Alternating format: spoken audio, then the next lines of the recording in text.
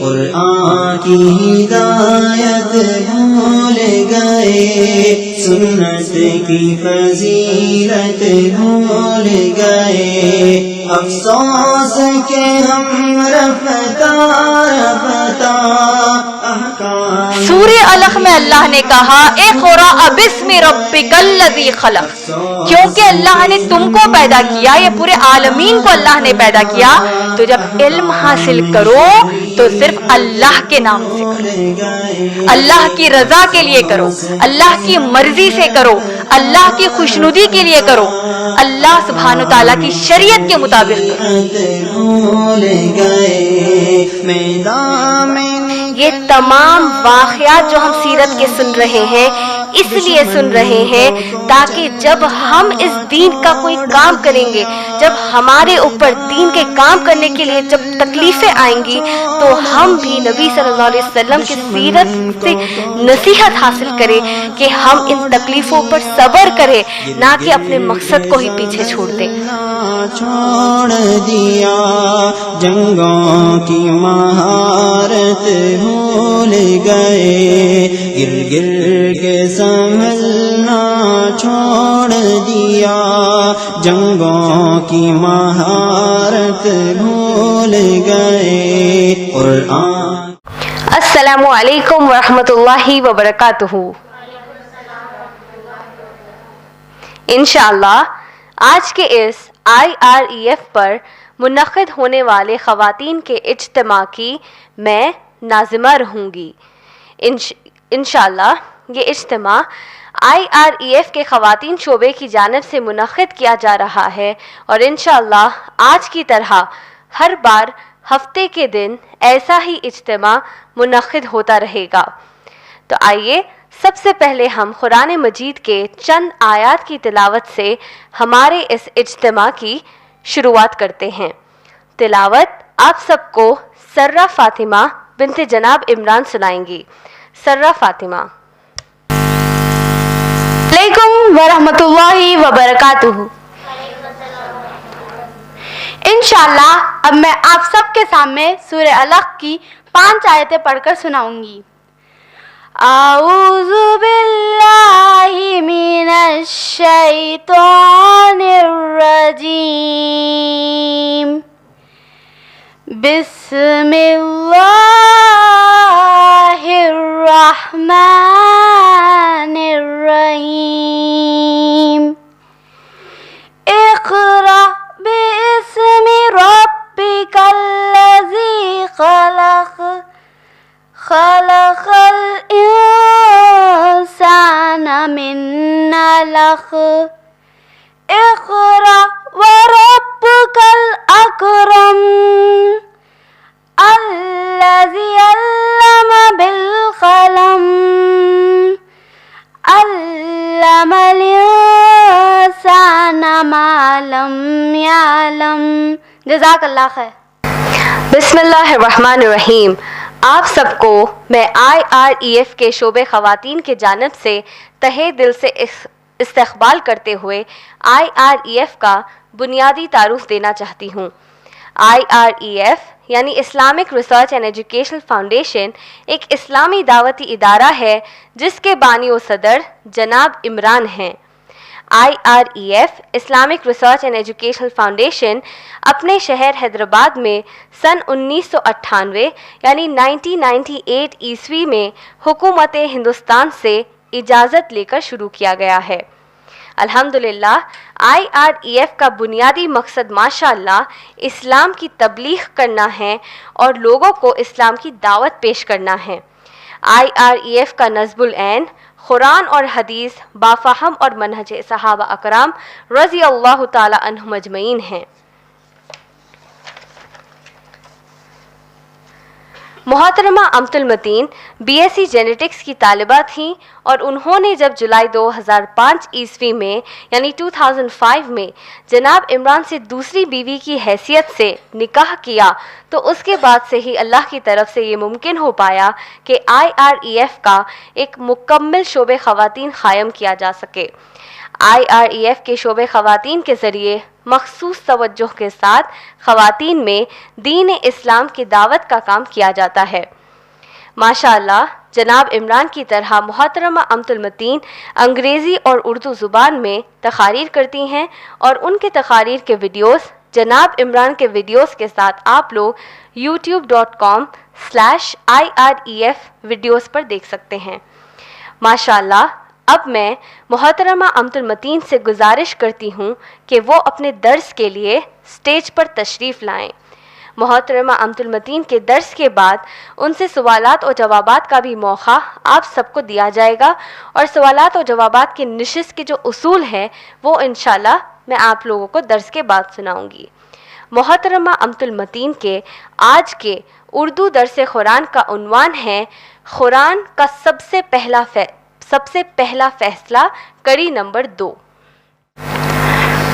ان الحمد للہ نحمده ونستعینه ونستغفره ونؤمن به ونتوکل علیہ ونعوذ باللہ من شرور انفسنا ومن سیئات اعمالنا فمن یهد اللہ فلا مضل له ومن یضللہ فلا ہادی له ونشهد ان لا الہ الا اللہ وحدہ ولا شریک له ونشهد ان محمدا عبدہ ورسولہ اما بعد فإن خیر الحدیث کتاب اللہ وخیر الہدی ہدی محمد صلی اللہ علیہ وسلم وشر الامور محدثاتها وکل محدثۃ بدعہ وکل بدعۃ ضلالہ وکل ضلالۃ فی النار اما بعد وقال اللہ تعالی فی قرآن المجید والفرقان الحمید اعوذ باللہ من الشیطان الرجیم بسم اللہ الرحمن الرحیم اقرأ باسم ربک الذی خلق بسم اللہ الرحمن الرحیم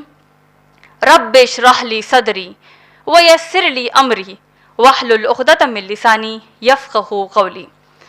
اما بعد آج کے اس نشست کی ناظمہ کا، سامعات میں موجود بزرگوں کا اور میری بہنوں کا میں اسلامی طریقے سے استقبال کرتی ہوں۔ السلام علیکم ورحمۃ اللہ وبرکاتہ، جس کا معنی ہے آپ سب پر اللہ سبحانہ تعالیٰ کی سلامتی، رحمتیں اور برکتیں ہوں۔ میرے آج کے درس قرآن کا عنوان ہے قرآن کا سب سے پہلا فیصلہ۔ اس سے پہلے کہ میں درس قرآن کی شروعات کروں، ہمیشہ کی طرح اللہ سے دعا کرنا چاہتی ہوں کہ اے اللہ ہماری اس محفل کو آپ قبول عطا فرما لیجئے۔ ہم جو اس محفل میں یہاں بیٹھے ہیں، میں جو یہاں بیان کر رہی ہوں، میرے بیان کے دوران اے اللہ سبحانہ تعالیٰ اگر کوئی ایسی بات ہوتی ہے، کوئی ایسی گفتگو ہو جائے جو اگرچہ رائی کے دانے کے برابر کیوں نہ ہو، اور اے اللہ سبحانہ تعالیٰ آپ اس سے ناراض ہوتے ہیں، تو اللہ مجھے معاف فرما دیجئے، اور سننے والوں پر اس کا رائی کے دانے کے برابر بھی اثر نہ چھوڑیے، اور اے اللہ سبحانہ تعالیٰ ہم سب کو ہماری موت تک اس قرآن سے جڑنے کی توفیق عطا فرمائیے، آمین یا رب العالمین۔ آج کا درس قرآن کے ایک مخصوص سورے پر مبنی ہے، جو ماشاءاللہ گزشتہ ہفتے یعنی پچھلے ہفتے کو ہم نے ایک بنیادی تعارف ہم نے جس پر لیا تھا۔ پچھلے ہفتے جو ہم نے سورے کی شروعات جو سورہ الخا، سورہ نمبر 96 جو سورہ ہے قرآن مجید کا، سورہ نمبر 96 سورہ ہے، اس پر ہم نے چند بنیادی نکات، چند بیسک پوائنٹس ہم نے ڈسکس کیے، ہم نے بات چیت کی، گفتگو کی، اور انشاءاللہ ہم نے یہ فیصلہ کیا تھا کہ آج سے انشاءاللہ سورہ الخا کے اوپر ہم گفتگو کریں گے۔ تو شروعات میں ہی میں پچھلے درس قرآن کی چند نکات آپ سب کے سامنے ایک یاد دہانی کے طور پر بتانا چاہتی ہوں، اس کے بعد آج کے درس قرآن پر ہم گفتگو کریں گے۔ پچھلے درس قرآن میں ہم نے یہ سیکھا کہ اللہ سبحانہ و تعالیٰ نے جو قرآن اللہ کے نبی صلی اللہ علیہ وسلم پر نازل فرمائی، وہ ایک مصحف کی شکل میں نہیں نازل فرمائی، تختی کی شکل میں نازل نہیں فرمائی، بلکہ 23 سال میں 23 قمری سال اللہ کے نبی صلی اللہ علیہ وسلم پر وقتاً فوقتاً قرآن مجید نازل ہوتا گیا، اور اللہ سبحانہ تعالیٰ نے کہا کہ اس قرآن کو یاد دلانا، اس کے معنی سمجھانا، اس کی تفسیر سمجھانا اللہ کی ذمہ داری ہے۔ تو یہ بنیادی نکات ہم نے پچھلے درس قرآن میں سنے۔ آئیے آج کے درس قرآن جو اصل عنوان ہے ہمارا قرآن کا سب سے پہلا فیصلہ. آپ لوگوں نے غور کیا ہوگا کہ پچھلے درس قرآن میں ہم نے جو پہلا حصہ تھا ہمارے درس قرآن کا، آج بھی ہم نے وہی عنوان لیا ہے. سب کو یہ چیز معلوم ہو گئی کہ قرآن کی جو سب سے پہلی آیت نازل ہوئی اس پر آج ہمارا بیان ہے. لیکن میری بہنوں، غور کرنے والی بات یہ ہے کہ یہ فیصلہ اتنا اہم کیوں بتایا جا رہا ہے ہم کو؟ سب سے پہلی وحی، سب سے پہلا قانون، سب سے پہلا فیصلہ، سب سے پہلا حکم اللہ کا اس قرآن میں، وہ سورہ الق کی پہلی 5 آیتیں. تو انشاءاللہ آج کے درس قرآن میں ان 5 پہلی سورہ الق کی آیت ہم انشاءاللہ اس پر گفتگو نہیں بلکہ سب سے پہلی آیت پر گفتگو کریں گے. تو یہ کہیں اللہ نے کیا فرمایا سورہ الق کی آیت نمبر 1 میں؟ اللہ سبحانہ تعالیٰ فرماتے ہیں اعوذ باللہ من الشیطان الرجیم بسم اللہ الرحمن الرحیم اقرأ باسم ربک الذی خلق. اللہ نے فرمایا پڑھو اپنے رب کے نام سے جس نے پیدا کیا. غار حرا یاد آ رہا ہوگا، وہ تمام حالات یاد آ رہے ہیں، لیکن سوچئے اتنا بڑا پیغام اللہ نے ہم سب کو دیا. یہ پیغام تو تا قیامت ہم کو عمل کرنا ہے، لیکن بدقسمتی سے ہمارے حالات ایسے ہیں کہ ہم اس پر عمل نہیں کر رہے ہیں. کیسے؟ اللہ نے جب کہا کہ پڑھو اپنے رب کے نام سے جس نے پیدا کیا، ہم سب کو اس آیت کا مخصوص طور پر مفہوم یہ تو معلوم ہے، اس کے معنی ہم کو بنیادی معلوم ہے کہ پڑھنے سے مراد علم حاصل کرنا ہے. آج کے درس قرآن میں میری بہنوں، میں آپ کو سب سے پہلے یہی بتانا چاہتی ہوں کہ جب علم کی اہمیت ہم سیکھنے والے ہیں، علم حاصل کرنے کی جو جستجو ہے ہماری، سب سے پہلے خود وہ جستجو ہم کو رکھنا ہے، اس کے بعد دوسروں کو بتانا ہے. خود جستجو رکھنے کے ساتھ ساتھ ہم کو دوسروں کو بتانا ہے. ہو سکتا ہے جب ہم علم کی بات کرتے ہیں ہمارے ذہن میں کسی رشتہ دار، کسی دوست احباب ذہن میں آ جاتے ہیں کہ ہاں وہ ان کو علم نہیں ہے، ان کو علم نہیں ہے. تو آج ہم اگرچہ کہ ہر درس قرآن میں ہم کو چاہیے کہ سب سے پہلا خود کا محاسبہ کریں، ساتھ میں دوسروں کو بھی دعوت دیں. اللہ نے پہلی آیت میں کیا فرمایا؟ اقرأ باسم ربک الذی خلق، پڑھو اپنے رب کے نام سے جس نے تم کو پیدا کیا، جس نے پورے عالمین کو پیدا کیا. یہ جو لفظ ہے عربی لفظ ہے اقرا، جس کو ہم پڑھو کہتے ہیں. آپ غور کیجئے، یہ وہی عربی لفظ ہے اقرا جس سے ہمارا یہ قرآن کا لفظ ہے. قرآن، اقرا، یہ تمام ایک ہی روٹ سے آئے ہیں. قرآن کا معنی کیا ہے؟ اگر کوئی غیر مسلمان آپ کو پوچھ لے، ہماری خود کی اولاد، ہمارے کوئی رشتہ دار ہم کو پوچھ لے کہ قرآن کا مطلب کیا ہے، کوئی اگر آپ سے پوچھ لے کہ قرآن کا مطلب کیا ہے تو کہیں گے یہ اللہ کا کلام ہے. لیکن عربی گرامر کے حساب سے سمجھیں گے تو معنی اور اچھے سے سمجھ میں آئے گا کہ اللہ کا کلام کیسے ہے. عربی زبان میں قرآن، یہ جو لفظ ہے قرآن، یہ قرآن کو بنیادی 2 عربی الفاظ سے نکالا گیا ہے. ایک ہے قراءتن اور دوسرا ہے قرین. یہ میں کیوں آپ سب کو بتا رہی ہوں؟ کیونکہ اسی سے لفظ اقرا ہے جس پر آج کا ہمارا درس قرآن ہے. قراءتن اور قرین، یہ 2 الفاظ سے لفظ قرآن ہے عربی گرامر کے مطابق. قراءتن کا معنی کیا ہے؟ وہ کتاب جو سب سے زیادہ پڑھی جاتی ہے. دنیا میں آج آپ جائزہ لے لیجئے، کوئی مذہبی کتاب نہیں سوائے قرآن کے جو اتنی زیادہ کثیر تعداد میں پڑھی جاتی ہے. 6 سال کے بچے سے لے کر 60 سال کے عمر کے مرد یا عورت تک اس قرآن کو حفظ کرنے والے آج دنیا میں موجود ہے، قیامت تک موجود رہیں گے. دوسری مذہبی کتاب کے حافظ آپ کو نہیں ملیں گے سوائے قرآن کے. تو یہ وہ کتاب ہے جو سب سے زیادہ پڑھی جانے والی کتاب ہے. اس سے قرآن کا معنی ہے. دوسرا معنی ہے قرین. قرین یعنی قرآن کے لیے ہے. قرین کا معنی ہے وہ کتاب جس میں بنیادی تمام علوم کے معلومات ہیں. تو یہ چھوٹی چیز نہیں ہے میری بہنوں. یہ قرآن ہم جو تلاوت کے لیے پڑھ لیتے ہیں بڑا ثواب ہے. ہم کو چاہیے کہ اس پر عمل کرنے والے بنے. کیوں؟ کیونکہ اس میں تمام علوم کا نچوڑ ہے، تمام علوم کی بنیادیں ہیں اس میں. اسی سے لفظ قرآن ہے. اب جب اس قرآن میں اللہ نے سب سے پہلی وحی جو نازل کی علم حاصل کرنے کے اوپر، تو ہم کو یہ بات واضح ہونا چاہیے کہ قرآن واحد مذہبی کتاب ہے میری بہنوں، جس میں خالق کائنات اللہ سبحانہ و تعالیٰ نے سب سے پہلا حکم علم حاصل کرنے کو دی. کوئی اور مذہبی کتاب میں آپ کو ایسی ترجیح علم حاصل کرنے پر نہیں ملے گی. سب سے پہلا حکم علم حاصل کرنے کے اوپر ہے، پہلی چیز. دوسری چیز، پیارے رسول اللہ صلی اللہ علیہ وسلم دنیا کی واحد شخصیت ہے، میں تو کہوں گی سب سے پہلی اور واحد شخصیت ہے جس نے علم حاصل کرنے پر اتنا زیادہ ابھارا، یہاں تک کہ فرض قرار کر دیا. ہم نے سنی ہے مشہور حدیث جو امام ابن ماجہ میں آئی ہے، جلد نمبر 1 حدیث نمبر 224 میں اللہ کے نبی صلی اللہ علیہ وسلم نے فرمایا، طلب العلم فریضۃ علی کل مسلم. علم کی طلب کرنا، علم حاصل کرنا ہر مسلمان پر فرض ہے.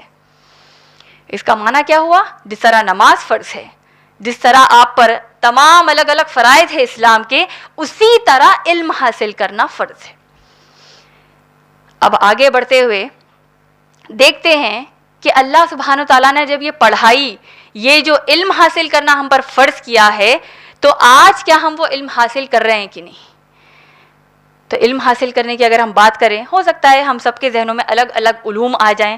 سائنس اینڈ ٹیکنالوجی ہے، میتھمیٹکس ہے، الگ الگ فیلڈز ہمارے ذہنوں میں آ سکتے ہیں. ہو سکتا ہے کہ کسی کے ذہن میں اسلامی دینی تعلیم بھی آ جائے. ہمارے یہاں ایک بہت بڑی غلط فہمی ہے کہ دنیاوی علم تو ہم کو حاصل کرنا ہے، تو ہم کر رہے ہیں، ہم سب کر رہے ہیں. دین کا علم بھی ہونا چاہیے. سنا ہے آپ نے کئی بار دنیاوی علم، دیکھیں ہمارے بچے پڑھتے ہیں، ہم نے اسکول یا کالج کی پڑھائی کی، ہمارے بچے پڑھتے ہیں. معاشرے میں یہ ایک بنا ہوا ہے کہ ہم کو دنیاوی تعلیم حاصل کرنا ہے. اسے کوئی انکار کر سکتا ہے؟ دنیاوی علم حاصل کرنا ہے کہ نہیں؟ بتائیے. جواب نہیں آ رہا ہے. بتائیے آپ لوگ. دنیاوی علم ہم سب کو حاصل کرنا ہے، دین کی تعلیم وہ بھی حاصل کرنا ہے. یہی چیز ہم جو صحابہ نے دین کو ترجیح دی تھی، آج ہم دنیا کو ترجیح دے رہے ہیں. صحابہ کا قول تھا کہ دین کا علم حاصل کرو، یہی دین میں دنیا ایک حصہ ہے. آج ہم نے دنیا کو ترجیح دے دی، کہا کہ دین ایک چھوٹا اس میں حصہ ہے. تو علم حاصل کرنے کا مطلب کیا ہوا؟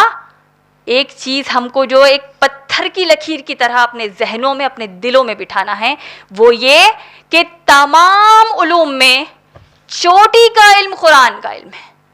سب سے ہائیسٹ پلیس پہ سب سے بہترین علم کچھ ہے تو وہ صرف قرآن ہے. سب سے پہلے قرآن ہے. تو یہ کتاب ہم سب کے گھروں میں موجود ہے.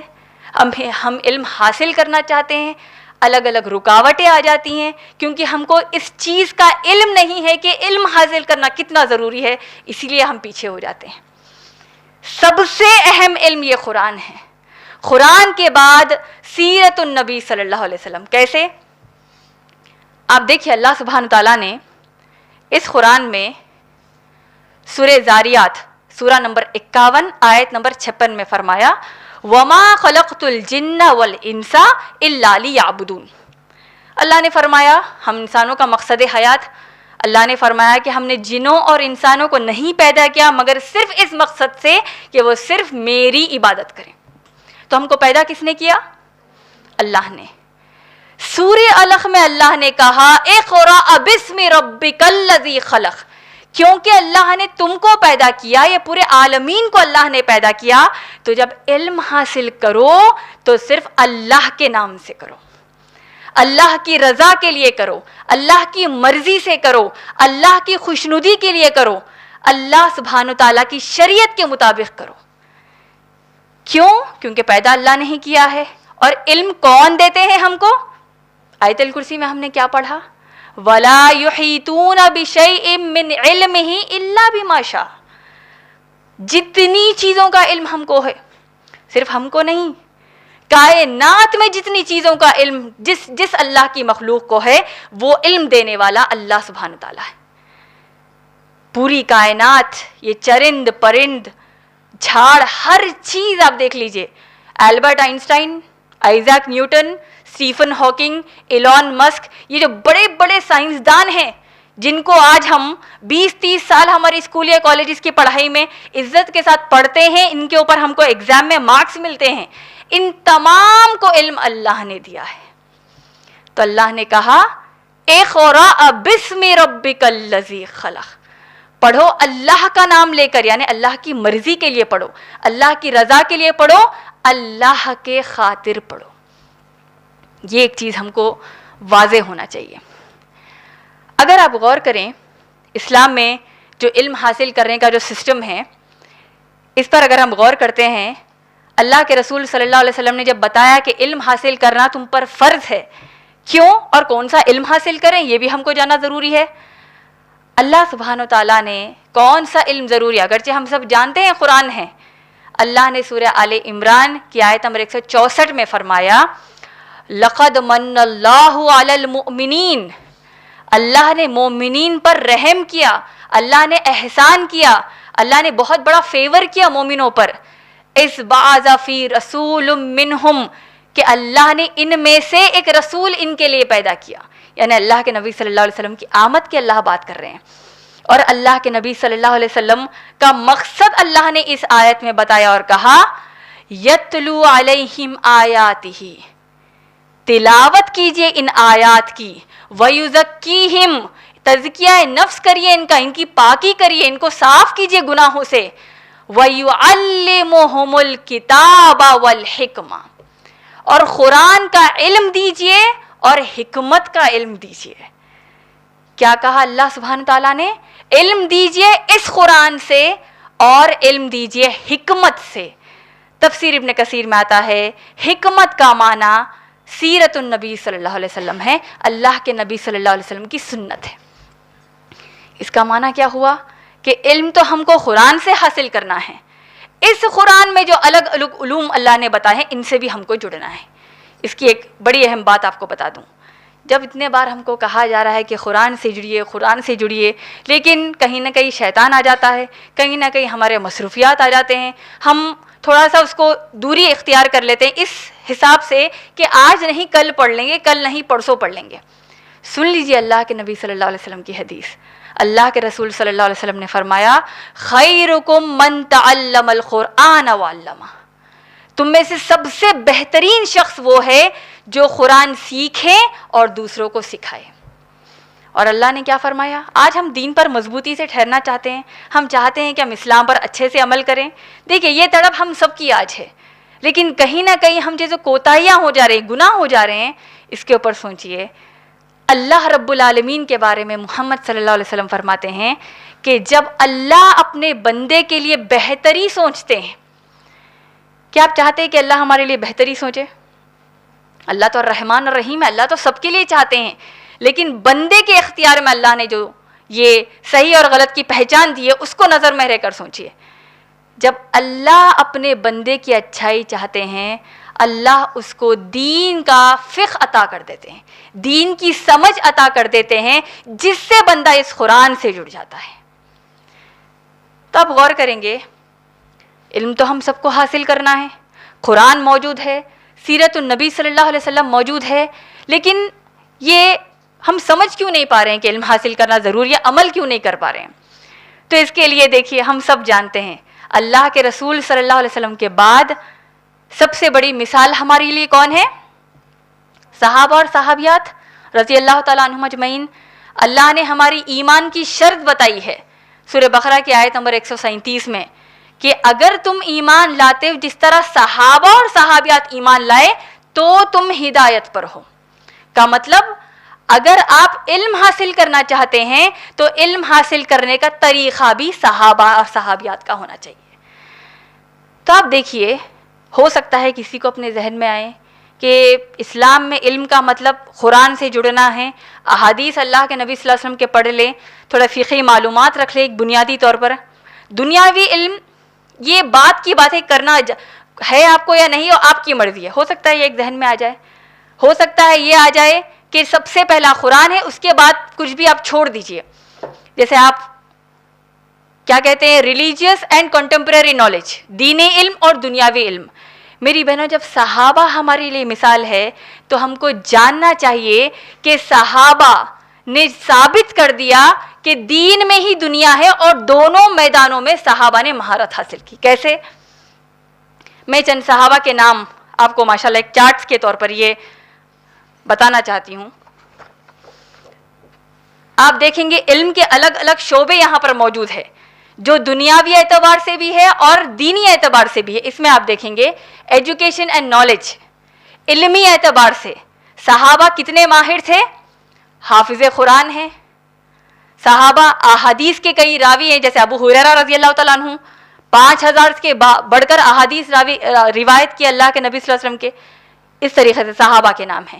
ابن عباس رضی اللہ تعالیٰ عنہ، سب سے بہترین تفسیر کسی کی ہے تو ابن عباس رضی اللہ تعالیٰ عنہ کی ہے، کیونکہ نبی صلی اللہ علیہ وسلم نے دعا کی اللہ قرآن کا نالج، قرآن کا علم عطا کریے ابن عباس کو رضی اللہ تعالیٰ عنہ. Education and knowledge. دوسرا پولیٹیکل سکلز ہے.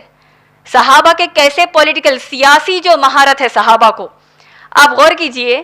جو آج ہمارے پاس یہ منسٹری کا کانسیپٹ ہے، آپ دیکھیں گے الگ الگ، جیسے انڈین کانسٹیٹیوشن ہے، امریکن کانسٹیٹیوشن ہے، الگ الگ جو کانسٹیٹیوشن ہیں اس میں الگ الگ منسٹریز ہیں. آپ دیکھتے ہیں ministry of roads, ministry of education, الگ الگ شعبے ہیں. تاریخ میں آتا ہے کہ سب سے پہلے یہ سسٹم عمر رضی اللہ تعالیٰ عنہ نے شروع کیا. گریونس سیل کا، جہاں پر جس کو کوئی تکلیف ہے تو گورنمنٹ کی طرف سے ایک شعبہ موجود ہے جو آپ کو ان تکالیف سے دور کر دے گا، اس کی شروعات عمر رضی اللہ تعالیٰ عنہ نے شروع کی. پولیس ڈپارٹمنٹ کا جو سسٹم آج چل رہا ہے اس کی شروعات عمر رضی اللہ تعالیٰ عنہ نے کی. تو یہ پولیٹیکل سکلز ہے صحابہ کے. مارٹائرس، شہادت نصیب صحابہ کو ہوئے. اب اس کا تعلق علم سے کیسے ہے؟ قرآن سے جیسے جڑ گئے، علم ہو گیا شہادت کا، شہید ہمارے صحابہ ہوئے. ملٹری سکلز ہے، ٹریڈ اینڈ کامرس ہے. تو یہ چند علوم جو صحابہ کے میں نے بتائی، صرف اتنے ہیں یا بہت سارے ہیں؟ بہت سارے ہیں. ہم جیسے جیسے علم حاصل کریں گے ہم کو جذبہ آئے گا علم حاصل کرنے کا. یہ صحابیات کا ہے.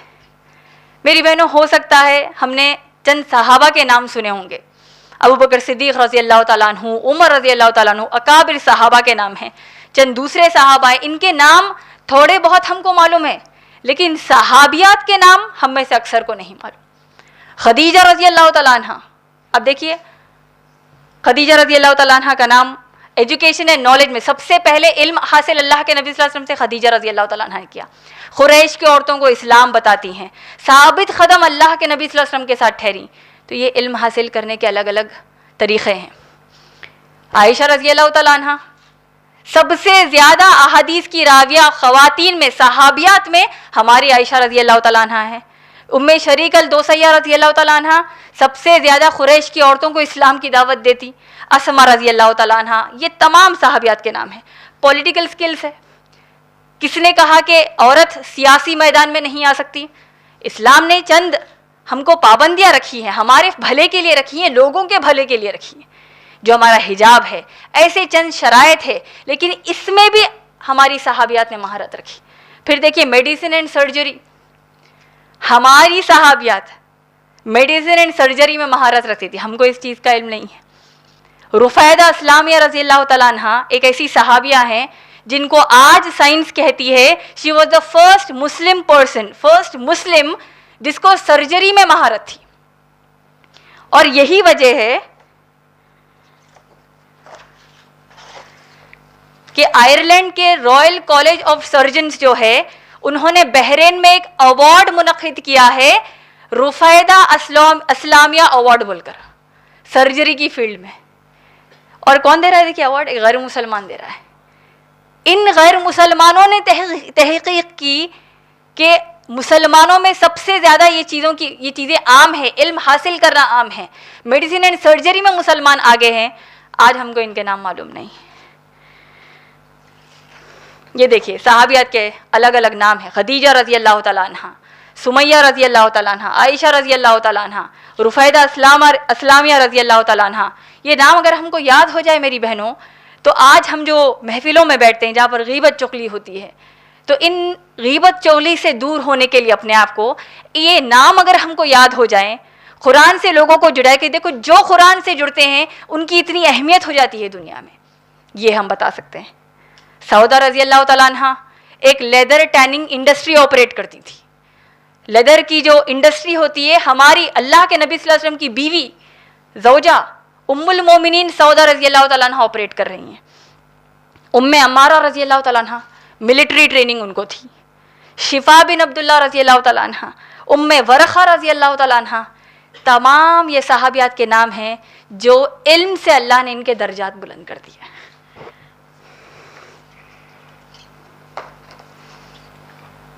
تو اسے کیا سمجھ میں آیا کہ صحابہ صحابیات نے بنیادی ہر علم کے شعبوں میں مہارت رکھی تھی. اب آگے بڑھتے ہوئے دیکھتے ہیں کہ کیا علم حاصل کرنے کا یہ سلسلہ صرف صحابہ صحابیات میں تھا یا آگے بھی بڑھا. تو ہم کو اگر آپ انٹرنیٹ پہ سرچ کریں تو معلوم ہوگا کہ آج مسلمان بہت آگے بڑھ رہے ہیں یا پیچھے ہٹ رہے ہیں. آج آپ اس کا جواب دیجیے. آج کے حالات میں ہم مسلمان بہت پیچھے ہو گئے ہیں یا بہت آگے ایک کامیابی کی طرف ہم جا رہے ہیں؟ جواب کیا ہے؟ پیچھے. ہم سب کو معلوم ہے یہ جواب. جب صحابہ اتنے پیارے، جب صحابیات اتنے پیارے، جب علم سے درجات بلند ہے، تو آج ہم پیچھے کیوں ہیں؟ تو اس کی وجہ سمجھ میں آتی ہے کہ انٹرنیٹ پر بتایا گیا ہے کہ جو گولڈن ایج آف مسلمس ہے، جہاں پر مسلمان بہت زیادہ عروج پر تھے، وہ 8ویں سے 13ویں صدی کا وقت ہے. From the 8th to the 13th century. کیوں کہا انہوں نے؟ انٹرنیٹ پہ جو الگ الگ جو ریسرچ آتی ہے اس سے بتایا گیا. کیوں بتایا گیا؟ کیونکہ یہ وہ ٹائم پیریڈ ہے، یہ وہ وقفہ ہے جہاں پر مسلمانوں میں بہت زیادہ الگ الگ علوم میں یہ لوگ مہارت رکھتے تھے. ہم کیا کہتے ہیں؟ اصل گولڈن ایج نبی صلی اللہ علیہ وسلم اور صحابہ صحابیات کا ہے. کیوں کہا انہوں نے ایسا؟ مسلم سائنٹسٹ کے نام. یہ مسلمان پورے سائنٹسٹ ہیں میری بہنوں. ابن الخوارزمی یہ ایک سائنٹسٹ ہے. انہوں نے کیا کیا آپ جانتے ہیں؟ الجبرا ہم کو میتھس میں پڑھایا جاتا ہے، ہم نے اپنے اسکول میں پڑھا، اپنے بچوں کو ہم پڑھاتے ہیں. آپ کو تعجب ہوگا جان کر کہ دکھنے کو تو دکھ رہا ہے کہ میتھس کا ایک امپورٹنٹ سیکشن ہے، ایک بڑا اہم حصہ ہے میتھس کا الجبرا. یہ جو الجبرا جس سے پوری آپ کی کمپیوٹنگ چلتی ہے، وہ کمپیوٹنگ جس پر پورے کمپیوٹر دنیا کے چلتے ہیں، وہ کمپیوٹر جس پر آج پوری دنیا ٹکی ہوئی ہے، اس کو ایجاد کرنے والا، وہ فارمولا کو ایجاد کرنے والا ہمارا مسلمان بھائی. تو آج ہم فخر سے کہنا چاہیے کہ دیکھیے ہمارے مسلمان ایسے، ہم کو ثابت کرنا چاہیے کہ ویسے جب مسلمان ہیں، آج جب ہم قرآن سے جڑ جائیں گے تو آج بھی ہم ویسے ہو جائیں گے. دوسرے دیکھیے اسماعیل الجزاری، کلاک کا انوینشن مسلمانوں کی. آپ کلاکس دیکھتے ہیں، ڈیجیٹل کلاکس اب آ گئی، لیکن اصل تو یہ کلاکس ہیں کس نے ایجاد کیا؟ مسلمانوں نے کیا. ابن حیتم، ماڈرن آپٹکس، فوٹوگرافی جو ہے، جو ہم دیکھ رہے ہیں، جو یہ پوری ریکارڈنگ ہو رہی ہے، اس کا بیسک کانسیپٹ، بنیادی کانسیپٹ مسلمانوں نے دنیا کو دیا. اسی اعتبار سے یہ جو عباس ابن فرناس ہے 7ویں صدی میں، ایروپلینس میں جو ہم آج ٹریول کر رہے ہیں، اس کو ہم دا رائٹ بردرز نے انوینٹ کیا کہتے ہیں، لیکن اصل بنیاد اس کی مسلمانوں نے ڈالی، جس کے بعد رائٹ بردرز کا نام مشہور ہوا. تو ایروپلینس کا سسٹم کس نے دیا؟ مسلمانوں نے. ابن نفیس، یہ جو سرکولیٹری سسٹم کے اوپر ہم اتنی بات کرتے ہیں، ہمارا دل، ہماری رگیں، یہ جو پورا سسٹم سائنس کا ہے، مسلمانوں نے دنیا کو دیا. ایک بڑے مشہور رائٹر ہیں جن کا نام ڈی لیسی اولیری ہے. انہوں نے بڑی مشہور کتاب لکھی اسلام ایٹ دا کراس روڈس، جس میں بہت ساری باتیں انہوں نے اسلام کے فیور میں کی ہے، اسلام کی تائید میں کی ہے. ڈی لیسی اولیری کا ایک بڑا مشہور جملہ ہے. انہوں نے کہا کہ یہ جو یونان کے لوگ تھے، گریس کے جو گریکس ہیں، ان کی جو الگ الگ کتابیں مسلمانوں کو جب ملی، جو علوم الگ الگ یونان کا جو الگ الگ علوم ہے، یہ جب مسلمانوں کو ملا، یعنی ہمارے صحابہ کی بات کر رہے ہیں، عرب قوم کی بات کر رہے ہیں. ڈی لیسی اولیری کہتے ہیں کہ یہ عربوں نے گریک سے یہ تعلیم نہ صرف دنیا کو دی، بلکہ اس تعلیم کو کریکٹ کیا اور پھر دنیا کو دی. تو کریکٹ کرنے والا زیادہ ماہر ہے یا خالی پہنچانے والا زیادہ ماہر ہے؟ کس نے کریکشنز کیے؟ کون ہے اتنے ماہر؟ ہمارے صحابہ صحابہ. مسلمس میں جو علم ہمارے پاس عام نہیں ہے، جیسا عام طور پر کہا جاتا ہے، آپ کو تعجب ہوگا یہ جان کر کہ دنیا کی سب سے پہلی یونیورسٹی قائم کرنے والی ایک مسلمان عورت ہے. تو یہ بات ہم غیر مسلمانوں میں ہم کو بولنا چاہیے، مسلمانوں میں بولنا چاہیے. یہ آپ تصویر دیکھ رہے ہیں، یہ موروکو میں فیض نامی مقام ہے جہاں پر الخراویین یونیورسٹی اس کا نام ہے. اس کو ایجاد کرنے، اس کو فاؤنڈ کرنے والے ایک مسلمان عورت فاطمہ الفہری ہے جو 859 عیسوی میں اس کو انہوں نے قائم کیا تھا. پچھلے درس قرآن میں نے ایک شعر پڑھا تھا، پھر سے دہرانا چاہتی ہوں. صحابہ صحابیات کی بات کریں، ان کے بعد والوں کی بات کریں جس کی عزت ہے آج دنیا میں. شاعر نے کہا وہ معزز تھے زمانے میں مسلمان ہو کر، ہم خار ہوئے ہیں تاریک خراں ہو کر. وہ معزز تھے، ان کی عزت کیوں تھی؟ اللہ نے سورہ مجادلہ کی آیت نمبر 11 میں کہی، اللہ نے کہا ہے کہ جو اس قرآن سے جڑتا ہے، جو علم حاصل کرتے ہیں، اللہ ان کے درجات کو بلند کر دیتے ہیں. کیا ہم نہیں چاہتے کہ ہمارے درجات بلند ہوں؟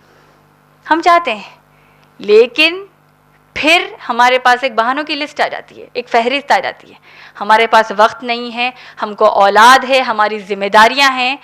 آپ سوچئے، ہم کو غربت ہے، یا الگ الگ ہمارے بہانے ہوتے ہیں. ابو ہریرہ رضی اللہ تعالیٰ عنہ جیسی شخصیت، وہ ہمارے صحابی جو صرف 4 سے 5 سال کے وقفے میں 5000 اللہ کے نبی صلی اللہ علیہ وسلم کے احادیث جمع کر لیے.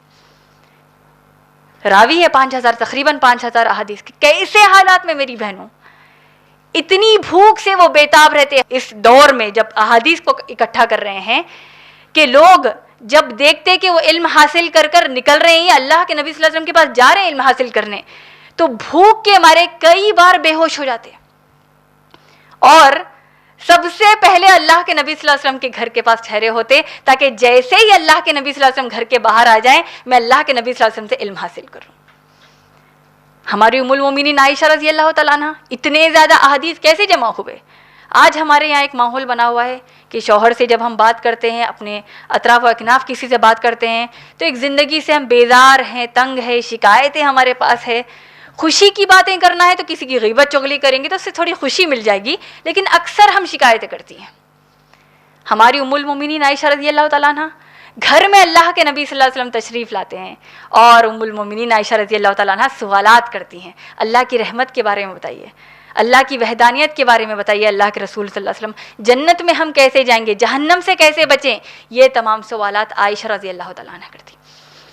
تو میری بہنوں، آج اگر ہمارے پاس بہانے ہیں، سوچئے 20 سال 30 سال کی زندگی ہم نے خود دنیاوی تعلیم کے لیے لگا دی، دین کی تعلیم کے لیے ہم تھوڑا وقت نکال لیتے ہیں. یہ برابر الٹا عمل ہے جو صحابہ صحابیات نے کیا. صحابہ صحابیات سب سے پہلے قرآن کو ترجیح دیتے اور دنیاوی علوم بھی حاصل کر لیتے. اور دیکھیے اللہ کی شان، اصل نام ہے اس قرآن سے صحابہ صحابیات کا. اس کے ساتھ ساتھ آج غیر مسلمان گواہی دے رہے ہیں کہ یہ صحابہ صحابیات کتنے علم والے تھے. ان باتوں کو ہم کو سمجھنا ضروری ہے. اور جیسے کہ ہم سب جانتے ہیں کہ قرآن سب سے بہترین علم ہے. اب اس قرآن میں سب سے بہترین ہم کو کیا، سب سے پہلے کیا سیکھنا ہے؟ کہ قرآن میں تو ہر چیز بہترین ہے، سب سے پہلے کیا سیکھے؟ سب سے پہلے علم کون سی چیز کا حاصل کریں؟ اس کا جواب اللہ نے قرآن میں دیا ہے. اللہ سبحانہ و تعالیٰ نے سورہ محمد صلی اللہ علیہ وسلم، سورہ نمبر 47، سورہ نمبر 47، آیت نمبر 19، آیت نمبر 19 میں فرمایا، اللہ نے حکم جاری کیا، فَعَلَمْ أَنَّهُ لَا إِلَٰهَ إِلَّا اللَّهُ، تو علم حاصل کرو کہ اللہ کے سوا کوئی معبود نہیں.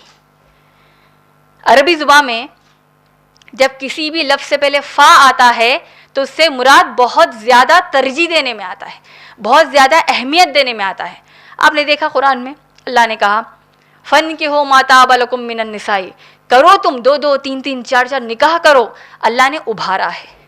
اسی طریقے سے فَاجْتَنِبُوا لَعَلَّكُمْ تُفْلِحُونَ، اللہ نے کہا کہ جو شراب ہے اس سے تم دوری اختیار کرو. تو اللہ نے بہت زیادہ اہمیت بتائی جب اللہ فا کسی لفظ سے پہلے فا کا لفظ فا آتا ہے کسی لفظ سے پہلے. تو یہاں پر اللہ سبحانہ تعالیٰ نے سورہ محمد صلی اللہ علیہ وسلم سورہ نمبر 47 کی آیت نمبر 19 میں کہا، سمجھ جائیے کہ علم حاصل کرنے میں اللہ سبحانہ تعالیٰ خود اس قرآن میں کہتے ہیں فَعَلَمْ أَنَّهُ لَا إِلَٰهَ إِلَّا اللَّهُ، علم حاصل کرو کہ اللہ کے سوا کوئی معبود نہیں. اپنے آپ سے سوال کیجئے, کیا ہم کو اس چیز کا علم ہے کہ اللہ کے سوا کوئی معبود نہیں ہے کہ نہیں؟ توحید ہم جانتے ہیں کہ نہیں؟ میری بہنوں, ہم کہاں جانتے ہیں توحید؟ ہمارے جو علماء اکرام ہیں, خاص طور پہ وہ علماء اکرام جو مسجد نبوی میں دروس دیتے ہیں, تمام مشائخ کو لے کر, تمام علم والوں کو لے کر جو دروس دیتے ہیں, ہمارے جو مدینے میں مسجد نبوی میں جو دروس دیتے ہیں, یہ ہمارے علماء اکرام کے بارے میں آتا ہے کہ جب یہ شیخ مدینے میں جو پڑھائی پڑھ رہے ہیں, اسلام کی توحید کی پڑھائی پڑھ رہے ہیں, رسالت کی پڑھائی پڑھ رہے ہیں, جب درس ختم ہوتا اور کہتے کہ اے شیخ آپ کو ماشاءاللہ کتنا علم ہے توحید کا, تو کیا کہتے ہیں جانتے ہیں؟ 30-40 سال تک توحید پر وہ دعوتی کام کر رہے ہیں, 30-40 سال محنت کر رہے ہیں علم سیکھنے کی, کہتے ہیں واللہ مجھے توحید ابھی بھی نہیں معلوم ہوئی, میں تو شیخ ہی نہیں ہوں, میں تو اپنے آپ کو عالم بھی نہیں کہتا. ایسے ہمارے علماء کرام ہیں. اور آج ہمارے پاس صبح کو ایک حدیث پڑھ لی, شام میں ہم مفتیہ بن جاتے ہیں. صبح انٹرنیٹ پر ایک اسلام کی بات پڑھ لی, شیخ گوگل کی ایک بات سن لی, شیخ فیس بک کی بات سن لی, الگ الگ انٹرنیٹ سے ہم نے چیزیں معلوم کر لی. ہمارے اتنے علم والے کوئی بھی نہیں. تو علم حاصل کرنے کے طریقے ہم کو معلوم ہونا ضروری ہے. سب سے پہلے علم توحید کا حاصل کریں گے, اس کے بعد یہ تمام رسالت کے جو سیرت النبی صلی اللہ علیہ وسلم کا علم ہے وہ حاصل کر کے باقی کی چیزوں پر توجہ دیں گے. ہمارے علماء اکرام سے پوچھا گیا کہ اگر ہم علم حاصل کرنا چاہتے ہیں شیخ تو بتائیے کہ ہم کیسے حاصل کریں, ہماری لائف کا اسکیڈیول کیسے ہو. ہم سب یہ جاننا چاہتے ہیں کہ مصروفیات ایسی ہیں کہ ہم کو وقت نہیں مل پا رہا ہے, ہم ایڈجسٹ نہیں کر پا رہے ہیں کہ کیسے قرآن کو کیسے وقت دیں. ٹھیک ہے صبح تو ہم پڑھ رہے ہیں, لیکن عمل میں کیسے لائیں اور کیسے علم حاصل کریں. تو علماء اکرام سے جب پوچھا گیا کہ بتائیے علم کیسے حاصل کریں, تو انہوں نے کہا کہ سب سے پہلی سیڑھی ہے اس قرآن سے جڑ جاؤ, اس کو حفظ کرو, اس سے اتنا جڑ جاؤ کہ اللہ خود تم کو آگے راستہ دکھا دے گا. سب سے پہلے قرآن. اپنی زندگی میں ایک اسکیڈیول بناؤ, ایک طریقہ کار رکھو جہاں پر آپ سب سے زیادہ علم حاصل کرنے کو ترجیح دو. اگرچہ آپ کا اسکول ہے, آپ کا آفس ہے, آپ کا کالج ہے, آپ کے ضروریات کے کام ہیں آپ کے گھر پر, لیکن اکثر یہ ہوتا ہے کہ ہم اپنے وقت کی قدر نہیں کرتے, وقت کو ویسٹ کر دیتے, برباد کر دیتے ہیں. ہوتا ہے. شیخ عثیمین نے کہا, شیخ عثیمین رحمۃ اللہ علیہ نے فرمایا کہ انسان جو اپنا وقت برباد کرتا ہے اس کے چند بنیادی طریقے جو وقت برباد کرتا ہے ہم اس کو جانتے بھی نہیں ہیں. پہلا, جب ہم علم حاصل کر رہے ہیں تو اس علم کو دوبارہ پڑھنا چاہیے. مثال کے طور پر آج ہم سب یہاں جمع ہوئے ہیں, ہم نے سورہ مجادلہ سورہ نمبر 58 کی آیت نمبر 11 سنی, یہاں پر ہم نے الگ الگ آیتیں سنی, الگ الگ احادیث سنے. تو ایک علم حاصل کرنے والے ایک بندے پر, ایک طالب پر یہ فرض ہے کہ وہ پھر سے جا کر اس کو چیک کرے تاکہ آگے ہم کو اچھے سے یاد رہے. پہلی چیز یہ کریں گے تو ٹائم خراب نہیں ہوگا. دوسرا بتایا کہ یہ مسلمان کو زیبا نہیں دیتا کہ ان معاملوں میں اس کا تعلق ہے جس کا اس سے کوئی تعلق نہیں ہے, ایسے معاملے میں وہ حصے دار رہے جس کا اس سے کوئی تعلق نہیں. مثال کے طور پر کسی کے سسرال میں کوئی لڑائی ہو گئی, ہم کو بڑی پریشانی ہو جاتی ہے, ہم پورے معلومات لینے کی کوشش کرتے ہیں کہ ہوا کیا بتاؤ. پڑوس میں کسی کی لڑائی ہو گئی, ہم بڑے پریشان ہو جاتے ہیں. رشتہ داروں میں کچھ ہو جاتا ہے, اچھا ہے یا برا, ہم زبردستی کی جیسے کہتے ہیں نا عام زبان میں کہ ٹانگ اڑا دیتے ہیں. تو یہ ہمارا مزاج ہے کیونکہ ہم ٹی وی سیریلز بہت دیکھتے ہیں, آپس کے لڑائی جھگڑے بہت دیتے ہیں, تو اس میں بہت وقت خراب ہوتا ہے. اللہ کے نبی صلی اللہ علیہ وسلم نے فرمایا کہ اللہ کے نزدیک بہترین شخص وہ ہے کہ وہ ایسے مسئلوں میں نہیں جاتا جس کا اس سے کوئی تعلق ہی نہیں. دوسری چیز. تیسری چیز شیخ عثیمین رحمۃ اللہ علیہ نے فرمائی کہ جب تم علم حاصل کرنا چاہتے ہو تو وقت کو ڈیلے مت کرو. آج سوچیا کہ آج صبح قرآن پڑھنا ہے, ٹھیک ہے کل دیکھ لیں گے, اس طریقے سے پروکراسٹینیشن جس کو کہتے ہیں وہ ہم کو نہیں کرنا ہے. تو میری بہنوں آج ہم کو یہ سمجھ میں آیا کہ علم حاصل کرنا کتنا اہم ہے ہمارے لیے, کیونکہ سب سے پہلا قرآن کا یہ فیصلہ ہے, اور کیسے اپنی زندگی میں ہم اس کو عمل میں لا سکتے ہیں جیسے کہ صحابہ نے عمل میں لایا. ایک قرآن معلوم ہو گیا, پڑھو کہا گیا, علم حاصل کرنا کہا گیا, صحابہ نے عمل کیا. اللہ کے نبی صلی اللہ علیہ وسلم نے کہا بلغوا انی ولو آیا, تبلیغ کرو. ایک بھی اگر تم کو آیت معلوم ہے تو اس سے صحابہ نے ثابت کیا. اب آپ دیکھیے علم حاصل کرنے کی اہمیت کی جستجو ہمارے پاس بڑھ جائے گی جب ہم کو یہ سمجھ میں آئے گا کہ اللہ کے پاس اس کا درجہ اتنا بلند کیسا ہے.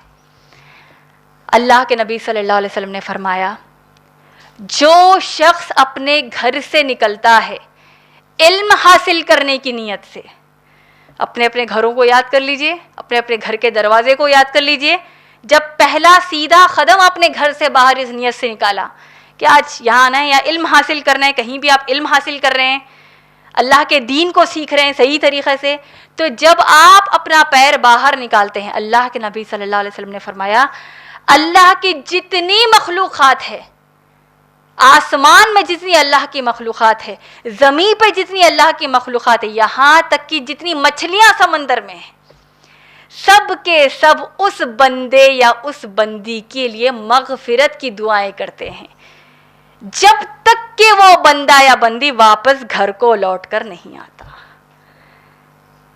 تو علم حاصل کرنے کو چھوٹی چیز مت سمجھے میری بہنوں. ہماری صحابیات خود اللہ کے نبی صلی اللہ علیہ وسلم سے کہتی ہیں, صحیح بخاری جلد نمبر 1 حدیث نمبر 101, اے اللہ کے رسول صلی اللہ علیہ وسلم, آپ اکثر مردوں کے ساتھ صحابہ کے ساتھ ہوتے ہیں, وہ آپ سے خوب علم حاصل کر لیتے ہیں, آپ کیوں نہ ایک دن ہفتے میں ہم صحابیات کے لیے نکالیں تاکہ ہم بھی آپ سے علم حاصل کریں. دیکھیے کیسی جستجو ہے علم کے لیے. اللہ کے نبی صلی اللہ علیہ وسلم نے نہ صرف اس بات کی گواہی دی کہ بے شک ایک دن ہم تمام صحابیات کے لیے نکالیں گے تاکہ وہ علم حاصل کریں, بلکہ دور دراز مقامات پر اللہ کے نبی صلی اللہ علیہ وسلم نے صحابہ کو بھیجایا تاکہ اس محلے کی عورتوں کو علم مل جائے. آج ہمارے پاس علم کا نظریہ ہی الگ ہو گیا. آج ٹیکنالوجی ہم یوز کر رہے ہیں, اسمارٹ فون سب کے پاس ہے, ٹیکنالوجی ہم پوری استعمال کر رہے ہیں. آج ہماری بچی پڑھائی کر رہی ہے, ہم خود پڑھائی کر رہے ہیں, پڑھو بیٹے, پڑھ لکھ کر قابل ہو جاؤ. تو یہ آج ہمارا معاشرہ ہے. آپ کو بڑی تکلیف ہوگی یہ بات جان کر, بڑی تکلیف ہم سب کو ہوگی اس بات کو جان کر, جہاں ہم میں سے ہر ایک کو معلوم ہے کہ یہ فحش مواد, یہ گندی جو چیزیں, جو ننگی پکچریں, یہ تمام جو چیزیں ہمارے لیے حرام ہیں, لیکن ہماری کئی مسلمان بہنیں اور بھائی اس میں ملوث ہیں. ٹائمز آف انڈیا کی آج کی رپورٹ بتاتی ہے کہ 80% عورتیں فحش مواد اسمارٹ فونز پر دیکھتی ہیں. تمام عورتیں, اگر 100 عورتیں ہیں تو 100 میں سے 80 عورتیں, 80% women watch porn on their smartphones, on their mobile devices. تو کیا ہمارے مسلمانوں کے ہاتھ میں یہ فون نہیں ہے؟ کیا ہم یہ ٹیکنالوجی کو یوز نہیں کر رہے ہیں؟ اور کہا کہ جس دن انٹرنیشنل ویمنس ڈے تھا اس دن کسی نے واچ نہیں کیا. باقی کے پورے دن یہ تمام یہ گندی گندی جو موویز بناتے ہیں جہاں پر معلوم ہے کہ عورت کو ذلیل کیا جا رہا ہے, دیکھتے ہیں. پچھلے ہی جمعرات کو ٹائمز آف انڈیا کے نیوز پیپر میں آیا ہے کہ آج کل ایک نیا ٹرینڈ چل رہا ہے, اگرچہ تھوڑا سا پہلے بھی چل رہا تھا لیکن آج نیا چل رہا ہے, کہ جہاں پر یہ جو گرل فرینڈ بوائے فرینڈ کا جو سسٹم ہے, یہ ہو سکتا ہے لگ رہا ہے آپ کو غیر مسلمانوں میں ہوتا ہے, ہمارے مسلمانوں میں کہاں ہوتا ہے, ہو سکتا ہے تھوڑا بہت ہو جائے. میری بہنوں بہت زیادہ ہے ہمارے مسلمان بہنوں میں, اللہ ہماری بہنوں کی حفاظت کرے, بہنوں کی ایمان کی اللہ حفاظت کرے. کہتی ہیں بڑے شان سے کہ میرا بوائے فرینڈ یہاں ہے, میں یہاں ہوں, ہم لوگ ملتے ہیں, یہ تمام باتیں ہوتی ہیں. پچھلے ٹائمز آف انڈیا, پچھلے جمعرات کے ٹائمز آف انڈیا میں آیا ہے کہ ہمارے سائبر آباد پولیس کی طرف سے یہ انفارمیشن ملی کہ آج کل یہ نیا ٹرینڈ چل رہا ہے کہ جو بوائے فرینڈ گرل فرینڈ زنا کر رہے ہیں نعوذ باللہ, اس کو ویڈیو ریکارڈ کر رہے ہیں موبائلز پر, اور بعد میں جب ایک دوسرے کا شوق پورا ہوا, الگ ہو گئے, تو اب عورت کو دھمکی دے رہے ہیں کہ دیکھو تمہاری ویڈیو ہم انٹرنیٹ پر ڈال دیں گے. یہ آرٹیکل میں نے کیوں کوٹ کیا آپ جانتے ہیں؟ یہ کہا گیا ہے, پولیس آفیسرز نے کہا کہ تعجب کی بات ہے کہ یہ ریکارڈنگ لڑکی کی مرضی سے ہوتی ہے, جبکہ لڑکیاں بہت زیادہ پڑھی لکھی ہیں, رپورٹ میں آتا ہے. کیوں ہوا ایسا؟ جب پڑھی لکھی ہیں تو کوئی بھی ایسا نہیں کرے گا. تو پڑھنے لکھنے کا مطلب یہ پڑھائی نہیں ہے میری بہنوں, اس سے دور ہیں اسی لیے ایسا ہو رہا ہے. اس سے دور ہیں تو آج ہم اسی لیے یہ ماحول میں جی رہے ہیں. اس سے دور ہے تو یہ ایسے فتنے ہم کو ہمارے اطراف دکھ رہے ہیں, ہمارے گھروں میں کیسے کیسے فتنے ہیں, اللہ ہماری حفاظت کرے. تو ان چیزوں کو ہم کو معلوم کرنا ضروری ہے۔ اللہ کے نبی صلی اللہ علیہ وسلم نے صحیح بخاری جلد نمبر 1 حدیث نمبر 324 میں فرمایا کہ عورتوں کو چاہیے، اس حدیث کا مفہوم ہے عورتوں کو چاہیے کہ وہ دینی محفلوں میں جائیں، وہاں پر علم حاصل کرے دین کا۔ یہ میں نے کیوں بتا دیا؟ کیونکہ ہمارے یہاں تھوڑا سا ایک گھسا پٹا ایک جملہ بھی آتا ہے کہ عورت کو علم حاصل کرنا ضروری ہے لیکن اس کو ذمہ داریاں بھی ہے، مرد پر ضروری ہے، عورت بھی کر سکتی ہے، یا عورت مغرب کے بعد گھر سے باہر نہ نکلے، تمام فنکشنز میں تمام شاپنگ کے لیے گھر سے باہر رات کے 2-3 بجے تک نکلیں گے، دین کی خدمت کی بات آ جائے، علم اسلام اسلام کا علم لینے کی بات آ جائے تو ہمارے پورے بہانے آ جاتے ہیں۔ تو ان بہانوں سے انشاءاللہ ہم نکلتے ہیں، اور دیکھیے چھوٹی ہم جستجو کریں گے، چھوٹی کوشش کریں گے، اللہ کا وعدہ ہے اللہ مدد کر دیں گے۔ اللہ نے کیا کہا؟ سورہ عنکبوت سورہ نمبر 29 آیت نمبر 69، یہ آیت کو آپ انشاءاللہ میں کہوں گی جا کر کھول کر دیکھیے، تمام آیتوں کو کھول کر دیکھیے، یہ آیت کے مفہوم پر غور کیجیے۔ سورہ عنکبوت سورہ نمبر 29 آیت نمبر 69، سورہ نمبر 29 آیت نمبر 69، اللہ سبحانہ تعالیٰ کہتے ہیں جو کوئی میرے راستے میں کوشش کرے گا، ہم دین سیکھنے کی کوشش کرنا چاہتے ہیں، اللہ کہتے ہیں جو کوئی میرے راستے میں کوشش کرے گا اللہ سبحانہ تعالیٰ اس کے لیے راستے آسان کر دیں گے، ایک راستہ نہیں کئی راستے آسان کر دیں گے۔ تو شرط یہ ہے کہ سب سے پہلے کوشش ہم کریں۔ اللہ کے نبی صلی اللہ علیہ وسلم نے حدیث میں فرمایا، ترمذی شریف کی حدیث جلد نمبر 6 حدیث نمبر 2685، اللہ کے نبی صلی اللہ علیہ وسلم فرماتے ہیں، دیکھیے کتنی بڑی خوشخبری ہے علم حاصل کرنے کے لیے، ان اللہ والملائکۃ واہل السماوات والارض حتی النمل، بے شک اللہ کے ملائکہ یعنی تمام فرشتے، اہل السما تمام جو سماعت یعنی جو پورے آسمان ہے اس میں جتنی چیزیں ہیں، اور تمام چیزیں جو زمین میں ہیں، حتم نمل والجہرا، یہاں تک کہ جو چینٹیاں ہیں جو الگ الگ مقامات پہ دنیا میں جتنی چینٹیاں ہیں، والحوت، اور تمام جو مچھلیاں ہیں سمندر میں، سائنس کا ماننا یہ ہے کہ پوری دنیا میں 100 ٹریلین مچھلیاں ہیں، صحیح ہو سکتا ہے اندازے پہ کہا تو اتنی نکلی اندازے پہ، تو اللہ کے نبی صلی اللہ علیہ وسلم نے فرمایا بے شک اللہ کے تمام ملائکہ، تمام آسمان اور زمین کی تمام چیزیں، یہاں تک کہ مچھلیاں اور چونٹیاں بھی، یہ بتا کر کہا لَيُصَلُّونَ عَلَى مُعَلِّمِ النَّاسِ الْخَيْرِ، یہ تمام کے تمام سب سے پہلے اللہ کے ملائکہ، تمام آسمان زمین کی چیزیں، یہاں تک کہ مچھلیاں اور چینٹیاں بھی صلات بھیجتی ہیں اس شخص پر جو لوگوں کو اچھائی کے طرف علم کی دعوت دیتا ہے۔ اللہ ہم کو ان میں سے کر لیں۔ جب آپ لوگوں کو اچھائی کی طرف دعوت دیتے ہیں، خود اچھائی کرنے کے ساتھ ساتھ لوگوں کو اچھائی کی دعوت دیتے ہیں، اللہ صلات بھیجتے ہیں میری بہنوں۔ اللہ صلات بھیجنے کا مطلب کیا ہو آپ جانتے ہیں؟ اللہ کی برکتیں، اللہ کی رحمتیں آپ پر نازل ہوتی ہے۔ اتنی بڑی اللہ کی نعمت سے آج ہم محروم ہیں صرف علم حاصل نہیں کرنے کی وجہ سے۔ اللہ کے نبی صلی اللہ علیہ وسلم نے فرمایا، آخری 2 احادیث آپ کو بتانا چاہتی ہوں تاکہ ہمارے اندر وہ جذبہ آ جائے کہ ایک آیت معلوم ہو جائے تو جتنے لوگوں کو بتا سکتے ہیں ہم کو جا کر بتانا ہے۔ اللہ کے نبی صلی اللہ علیہ وسلم نے جیسے فرمایا کہ جنت مشکلات سے گھری ہوئی ہے، ہم نے حدیث سنی کہ جنت مشکلات سے گھری ہوئی ہے، تو جنت میں جانا آسان ہے یا مشکل؟ ہم سب جانتے ہیں اللہ کتنے رحمان اور رحیم ہے۔ سوچئے میری بہنوں، اللہ کے نبی صلی اللہ علیہ وسلم نے ترمذی شریف کی حدیث میں فرمایا، اللہ سبحانہ تعالیٰ فرماتے ہیں، اللہ کے نبی صلی اللہ علیہ وسلم فرماتے ہیں، من سلک طریقا یلتمس علما، جو کوئی علم حاصل کرنے کے راستے پر چلتا ہے، اللہ ہم کو ان میں سے بنا دے، ہم کو پہلے کوشش کرنا چاہیے انشاءاللہ، جو کوئی علم حاصل کرنے کے راستے پر چلتا ہے، سہل اللہ طریقا الی الجنہ، اللہ اس کے لیے جنت کا راستہ آسان کر دیتے ہیں۔ اللہ ہم سب کو ان میں سے بنا دے۔ میں اپنی تقریر کو اللہ سبحانہ تعالیٰ نے جو دعا سکھائی اور اللہ کے نبی صلی اللہ علیہ وسلم نے جو دعا سکھائی اس سے مکمل کرنا چاہتی ہوں۔ اللہ نے دعا سکھائی، ربی زدنی علما، اے اللہ میرے مجھے میرے اندر علم کا اضافہ کر دیجیے. اللہ کے نبی صلی اللہ علیہ وسلم نے دعا سکھائی ہے, اللہم انی اسألک علما نافعا ورزقا طیبا وعملا متقبلا. اے اللہ سبحانہ تعالیٰ, میں آپ سے سوال کرتی ہوں ایسا علم حاصل کرنے کے لیے جو میرے لیے نفع والا ہو, دنیا کے لیے نفع والا ہو.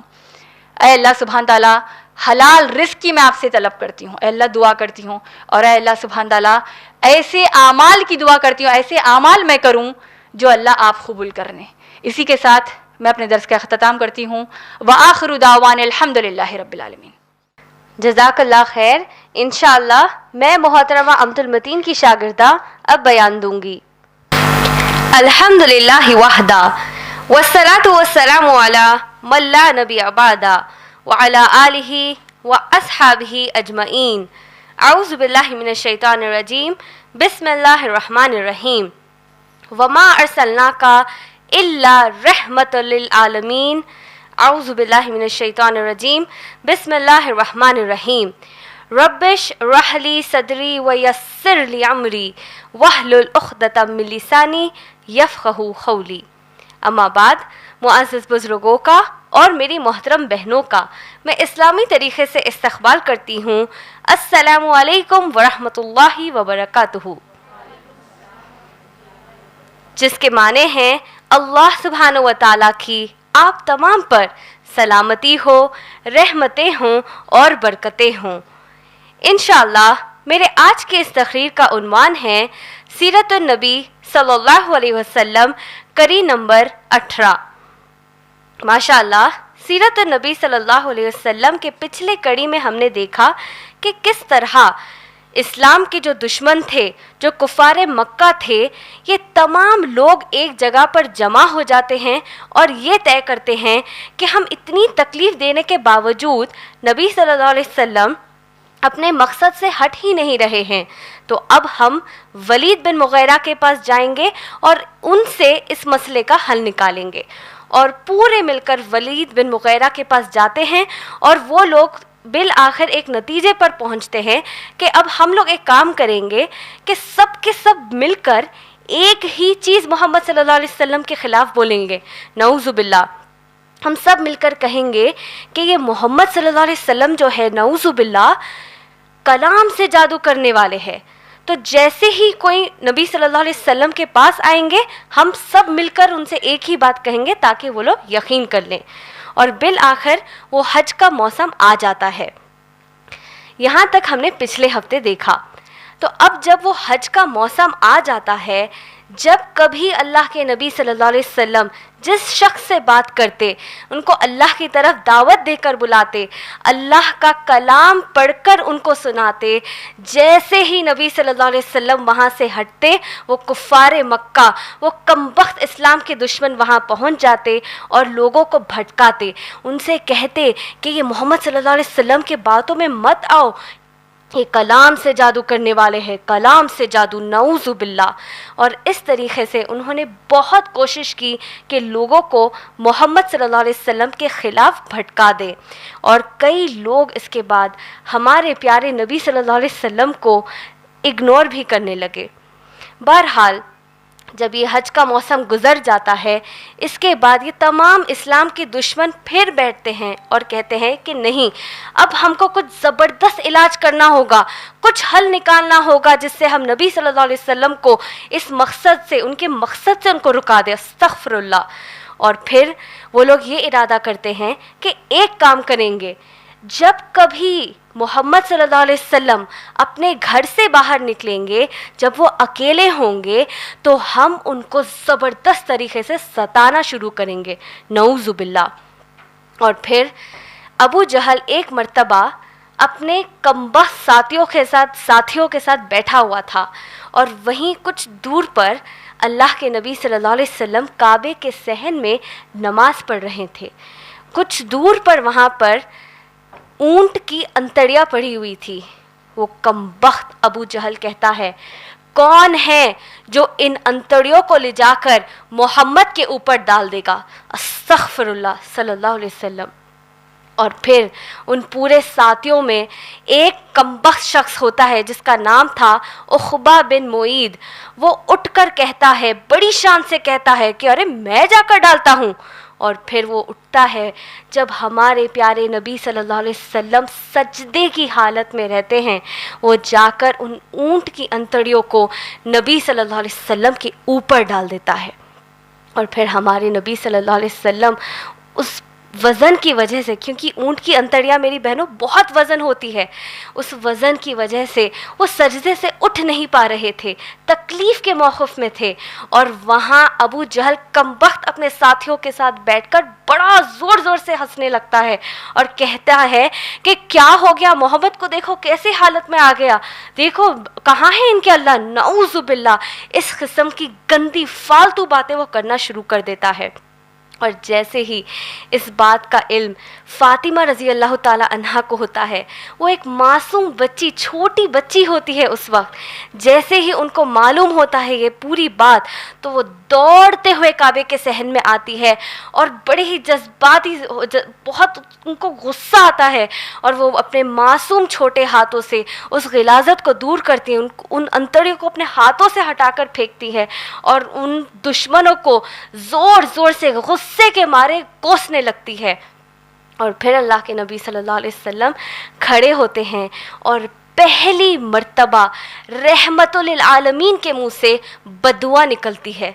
اللہ کے نبی صلی اللہ علیہ وسلم کہتے ہیں, اے اللہ ابو جہل کو, اے اللہ عقبہ کو, اس طرح ابن مسعود رضی اللہ تعالی عنہ روایت کرتے ہیں, اس طرح اللہ کے نبی صلی اللہ علیہ وسلم 7 لوگوں کے نام لے کر اللہ سے دعا کرتے ہیں کہ اے اللہ ان تمام لوگوں کو آپ برباد کر دیجئے. اور پھر ابن مسعود رضی اللہ تعالی عنہ روایت کرتے ہیں کہ یہ تمام 7 کے 7 لوگ میدان بدر میں ٹکڑے ٹکڑے ہو کر بربادی کی حالت میں پڑے ہوئے تھے. اور تب اللہ سبحانہ و تعالیٰ نے نبی صلی اللہ علیہ وسلم کی پہلی بددعا کو قبول کر لی. اس کے بعد ابو لہب اپنے مقصد میں لگا ہوا تھا کہ کسی بھی طرح نبی صلی اللہ علیہ وسلم کو تکلیف دینا ہی دینا ہے. تو جو سب سے پہلی تکلیف جو نبی صلی اللہ علیہ وسلم کو ذاتیت پر حملہ جو کرتا ہے, وہ اس طرح کرتا ہے کہ وہ اپنے دونوں بیٹوں سے کہتا ہے کہ تم دونوں نبی صلی اللہ علیہ وسلم کی بیٹیوں کو ذلیل کر کر, بدنام کر کر انہیں طلاق دے دو. کیونکہ نبی صلی اللہ علیہ وسلم کی دونوں بیٹیاں بی بی ام کلثوم اور بی بی رقیہ, دونوں کی شادی ابو لہب کے بیٹوں سے ہوئی ہوئی تھی. تو اللہ کے نبی صلی اللہ علیہ وسلم کے لیے یہ بہت ہی بڑا دردناک واقعہ تھا. کسی بھی باپ کے لیے بہت دردناک واقعہ ہوتا ہے کہ اس کے بیٹی کو ناحق بغیر کسی وجہ کے ذلت اٹھانی پڑے اور ان کو بدنام کر کر طلاق دے دیا جائے. بہرحال وہ کمبخت 2 بیٹے بھی نبی صلی اللہ علیہ وسلم کی دونوں بیٹیوں کو طلاق دے دیتے ہیں. اس کے بعد ایک مرتبہ اللہ کے نبی صلی اللہ علیہ وسلم اپنے ساتھیوں کے ساتھ بیٹھے ہوئے تھے اور یہ کمبخت ابو لہب کا ایک بیٹا وہاں پر آتا ہے اور سب کے بیچ میں ہمارے پیارے نبی صلی اللہ علیہ وسلم کے گال پر تماچا کھینچ دیتا ہے, نعوذ باللہ. اور اس کے بعد اللہ کے نبی صلی اللہ علیہ وسلم اللہ سے دعا کرتے ہیں کہ اے اللہ اس کو کسی کتے یا کتے کے خاندان کے کسی جانور کے حوالے کر دیجئے. اور پھر معلوم ہوتا ہے کہ جب یہ کمبخت شخص سیریا گیا ہوا ہوتا ہے, جب وہ واپس لوٹتا ہے تو ببر جو لائن ہوتا ہے وہ اس بندے کو اس قدر چیڑ پھاڑ کر دیتا ہے یہاں تک کہ اس کی کھوپڑی کو چبا جاتا ہے. یہ اللہ سبحانہ و تعالیٰ نے الحمدللہ نبی صلی اللہ علیہ وسلم کی بددعا کو قبول کر لی. اس کے آگے بڑھنے سے پہلے میری بہنوں, میں آپ تمام بہنوں سے ایک سوال کرنا چاہتی ہوں کہ یہ جو ہم تمام نبی صلی اللہ علیہ وسلم کے سیرت کے واقعات سن رہے ہیں اتنے دنوں سے, اتنے ہفتوں سے, تو اس کا مقصد کیا ہے, پرپس کیا ہے؟ ہم یہ جو سب سن رہے ہیں, واقعات کا ذکر کر رہے ہیں, تو اس کا مقصد کیا ہے؟ کیا یہ اس طرح کہ once upon a time there was a man whose name was Muhammad bin Abdullah. When he said, I am the messenger of Allah, people stoned him, people insulted him, and the lesson for today is over. یعنی ایک وقت کی بات ہے کہ ایک شخص تھے جس کا نام تھا محمد بن عبداللہ. انہوں نے کہا کہ میں اللہ کا رسول ہوں صلی اللہ علیہ وسلم. اور جب انہوں نے یہ کہا لوگوں نے ان کو تکلیفیں دی, لوگوں نے ان کے اوپر پتھر برسائے اور آج کا سبق ہمارے یہاں ختم ہو گیا. کیا ہم اس طرح کی کوئی کہانی سن رہے ہیں؟ ہرگز نہیں میری بہنوں. یہ تمام واقعات جو ہم سیرت کے سن رہے ہیں اس لیے سن رہے ہیں تاکہ جب ہم اس دین کا کوئی کام کریں گے, جب ہمارے اوپر دین کے کام کرنے کے لیے جب تکلیفیں آئیں گی تو ہم بھی نبی صلی اللہ علیہ وسلم کی سیرت سے نصیحت حاصل کریں کہ ہم ان تکلیفوں پر صبر کریں, نہ کہ اپنے مقصد کو ہی پیچھے چھوڑ دیں. اور میری بہنوں, اگر اللہ سبحانہ و تعالی ہم کو 1000 بار بھی زندگی دے اور ہم ہر بار اللہ کے لیے, اسلام کے لیے, نبی صلی اللہ علیہ وسلم کے لیے کٹ کر رہ جائے, تب بھی ہم اللہ کے نبی صلی اللہ علیہ وسلم کے ایک خون کے خطرے کا مقابلہ نہیں کر سکتے. تو اب لوگ جب کبھی اس نبی صلی اللہ علیہ وسلم کے سیرت کے واقعات کو سنتے ہیں تو اس کو ایک کہانی کی طرح مت سنیے کہ یہ ایک بار کی بات ہے جو ہو گئی ہے, بلکہ اس احساس سے سنیے میری بہنوں کہ یہ ہر تکلیف جس کا ہم آج ذکر سن رہے ہیں, یہ ایک ایک تکلیف ہمارے نبی صلی اللہ علیہ وسلم نے اٹھائی ہے. اور اگر ہم اس کام کو کریں گے, اگر ہم دین کا کام کریں گے تو ہمارے اوپر بھی وہی تکلیفیں آئیں گی جس پہ ہم کو نبی صلی اللہ علیہ وسلم کی طرح صبر کرنا ہے انشاءاللہ. بہرحال اب یہ ابو لہب کی جو بیوی تھی یہ بہت ہی زیادہ تنگ آ گئی تھی کہ میں نے اللہ کے نبی صلی اللہ علیہ وسلم کے راستے میں نعوذ باللہ کانٹے بچھاتی ہوں, لوگوں کے ذریعے بنڈے برسانے لگاتی ہوں, اتنا سب کچھ کرتی ہوں, لیکن بھی یہ نبی صلی اللہ علیہ وسلم اپنے مشن سے باز ہی نہیں آ رہے, اپنے مقصد کو چھوڑ ہی نہیں رہے ہیں. وہ بہت ہی زیادہ تنگ آ جاتی ہیں اور بالآخر نعوذ باللہ یہ ارادہ کرتی ہے کہ اب ایک کام کروں گی, میں محمد صلی اللہ علیہ وسلم کی دختی رگ پر ہاتھ رکھوں گی. نعوذ باللہ. مکے میں میری بہنوں یہ بات بڑی مشہور تھی کہ فاطمہ رضی اللہ تعالی عنہا اپنے چہرے میں نبی صلی اللہ علیہ وسلم کا چہرہ لے آئی ہے, یعنی وہ حد سے زیادہ اپنے بابا محمد صلی اللہ علیہ وسلم کی طرح دکھتی تھی. اور یہ بات بڑی مشہور تھی کہ فاطمہ رضی اللہ تعالی عنہا نبی صلی اللہ علیہ وسلم کی بڑی لاڈلی بیٹی تھی. تو ایک دفعہ یہ کمبخت ابو لہب کی بیوی جب اللہ کے نبی صلی اللہ علیہ وسلم گھر پہ نہیں ہوتے ہیں, وہ کمبخت بیوی جاتی ہے جب معصوم فاطمہ رضی اللہ تعالی عنہا اور 2 بہنیں, جب نبی صلی اللہ علیہ وسلم کی 2 دوسری بیٹیاں وہاں ہوتی ہے, وہ جا کر فاطمہ رضی اللہ تعالی عنہا کو اتنا مارتی ہے یہاں تک کہ ان کے پاس سے خون بہنا شروع ہو جاتا ہے, زخم آ جاتا ہے پورا, اور ان کو اتنی تکلیف دینے کے بعد وہ وہاں سے چلے جاتی ہے. اور پھر اللہ کے نبی صلی اللہ علیہ وسلم جب گھر لوٹتے ہیں اور فاطمہ رضی اللہ تعالیٰ عنہ کو اس حالت میں دیکھتے ہیں تو فوراً نبی صلی اللہ علیہ وسلم اپنے گلے سے لگا لیتے ہیں فاطمہ رضی اللہ تعالیٰ عنہ کو اور پوچھتے ہیں, اے میری بیٹی, کس نے کیا ہے تمہارا یہ حال؟ فاطمہ رضی اللہ تعالیٰ عنہا اپنے لڑکھڑاتے ہوئے زبان میں کہتی ہے کہ ابو لہب کی بیوی نے یہ حال کیا ہے میرا. اللہ کے نبی صلی اللہ علیہ وسلم جیسے ہی یہ سنتے ہیں بڑی ہی تکلیف میں آتے ہیں اور دوڑتے ہوئے اپنے چاچی ابو لہب کے گھر پہنچ جاتے ہیں. اور وہاں جانے کے بعد وہ ابو لہب کی بیوی سے پوچھتے ہیں, اے میری چاچی, میری فاطمہ نے تیرا کیا بگاڑا؟ تمہاری دشمنی تو مجھ سے ہے, تم مجھے تکلیفیں دیتی ہو, میرے راستے پہ کانٹے بچھا دیتی ہو, مجھے بنڈے مارتی ہوں, لیکن پھر بھی میں اللہ کے لیے تو تمہاری تکلیفوں پر صبر کرتا ہوں, لیکن میری معصوم بچی فاطمہ نے تیرا کیا بگاڑا؟ اس پر ابو لہب کی بیوی جواب دیتی ہے اور کہتی ہے کہ اے محمد صلی اللہ علیہ وسلم, میری بات کو غور سے سن لیجئے, میرا مقصد صرف آپ کو تکلیف دینا نہیں ہے بلکہ آپ کے اور آپ کے پورے خاندان کو تکلیف دینا ہے اور آپ کو ختم کرنا ہے. نعوذ باللہ. اور یہ سب سننے کے بعد اللہ کے نبی صلی اللہ علیہ وسلم کے آنکھ میں آنسو آ جاتے ہیں اور وہ وہاں سے اپنے گھر کو واپس لوٹنے لگتے ہیں. پہلی مرتبہ اللہ کے نبی صلی اللہ علیہ وسلم راستے میں اللہ سبحانہ و تعالیٰ سے دعا کرتے ہیں کہ اے میرے اللہ, آپ نے میرے اس جسم کو مکے والوں کے لیے حلال کر دیا ہے, یہ لوگ جب میں کلام پڑھ کر سناتا ہوں تو مجھے اتنی تکلیفیں دیتے ہیں، مجھے مارتے ہیں، مجھے زخمی کر دیتے ہیں، لیکن اے میرے اللہ میں صبر کرتا ہوں، لیکن اے میرے اللہ میری آل اولاد کو ان مکے والوں کے تکلیفوں سے بچا دیجیے۔ اور پھر جبرائیل علیہ السلام کچھ دیر کے بعد آتے ہیں اور کہتے ہیں کہ اے اللہ کے نبی صلی اللہ علیہ وسلم، اللہ آپ پر سلامتی بھیجتے ہیں۔ پھر اللہ کے نبی صلی اللہ علیہ وسلم سے کہتے ہیں کہ اللہ نے آپ کے لیے ایک پیغام بھیجا ہے، اور اللہ کے نبی صلی اللہ علیہ وسلم بڑی بے چینی کی کیفیت میں ہوتے ہیں اور پوچھتے ہیں کیا کہا ہے میرے اللہ نے؟ اور پھر جبرائیل علیہ السلام کہتے ہیں اے اللہ کے نبی صلی اللہ علیہ وسلم، اللہ نے کہا میرے نبی صلی اللہ علیہ وسلم سے کہہ دو کہ دوبارہ یہ دعا نہیں مانگنا۔ جو کوئی میرے دین کا کام کرتا ہے ہم ان کو بھی آزماتے ہیں اور ان کے خاندان والوں کو بھی آزماتے ہیں۔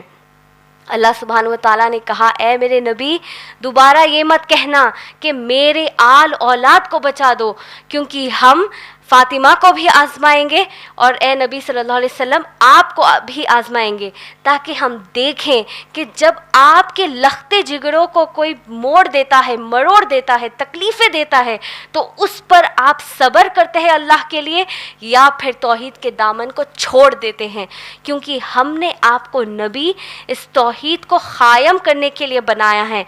آپ کی امت کو توحید قائم کرنے کے مقصد سے اتنا بڑا مرتبہ دیا ہے، جو کوئی اس توحید کے دامن کو چھوڑے گا تو ہم اس کو اس دنیا میں برباد کر کر چھوڑ دیں گے۔ تو اب آپ لوگ بتائیے میری بہنوں، ہم لوگ آپ اور میں اپنی زندگی کس مشن پر گزار رہے ہیں؟ ہمارا مقصد کیا ہے زندگی گزارنے کا؟ جبکہ اللہ سبحانہ و تعالیٰ اللہ کے نبی صلی اللہ علیہ وسلم سے کہہ رہے ہیں کہ ہم صرف آپ کو تکلیف نہیں دیں گے بلکہ ہم آپ کو اور آپ کی اولاد کو، آپ کے قریبی لوگوں کو بھی تکلیفیں دیں گے، کیونکہ جو کوئی میرے دین کا کام کرتا ہے اس دین کا سیلیبس یہ ہے کہ تکلیف صرف آپ کو نہیں آئے گی بلکہ آپ کے قریبی لوگوں کو بھی آئے گی، تاکہ اللہ سبحانہ و تعالیٰ یہ آزمائیں کہ وہ اللہ سے کتنا محبت کرتے ہیں اور جس پہ تکلیف آ رہی ہے وہ اللہ سے کتنا محبت کرتے ہیں۔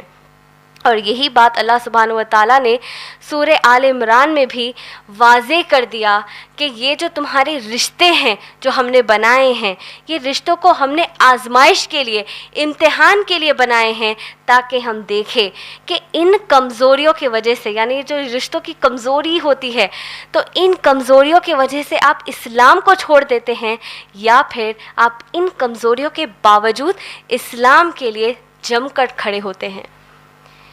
بہرحال ابو لہب اور اس کی بیوی اور تمام جو اسلام کے دشمن تھے، یہ لوگ نے جب دیکھا کہ اتنی تکلیفیں دینے کے باوجود، اب آل اولاد کو، اتنی قریبی لوگوں کو بھی تکلیف دینے کے بعد جب نبی صلی اللہ علیہ وسلم پر کوئی اثر نہیں ہو رہا، تو اب یہ اسلام کے دشمنوں نے اللہ کے نبی صلی اللہ علیہ وسلم کو تکلیف پہنچانا بند نہیں کیا، بلکہ جو تکلیف پہنچانے کا جو معیار تھا، جو لیول تھا، اس تکلیف دینے کے لیول کو انہوں نے بڑھا دیا، کیونکہ وقت اجازت نہیں دیتا۔ انشاءاللہ اگلے ہفتے ہم دیکھیں گے کہ کس طرح یہ کفار مکہ عثمان رضی اللہ تعالیٰ عنہ کو، بلال رضی اللہ تعالیٰ عنہ کو، سمیہ رضی اللہ تعالیٰ عنہ کو اتنی اذیتیں دیتے، اتنی تکلیفیں ان کو دیتے، کیوں؟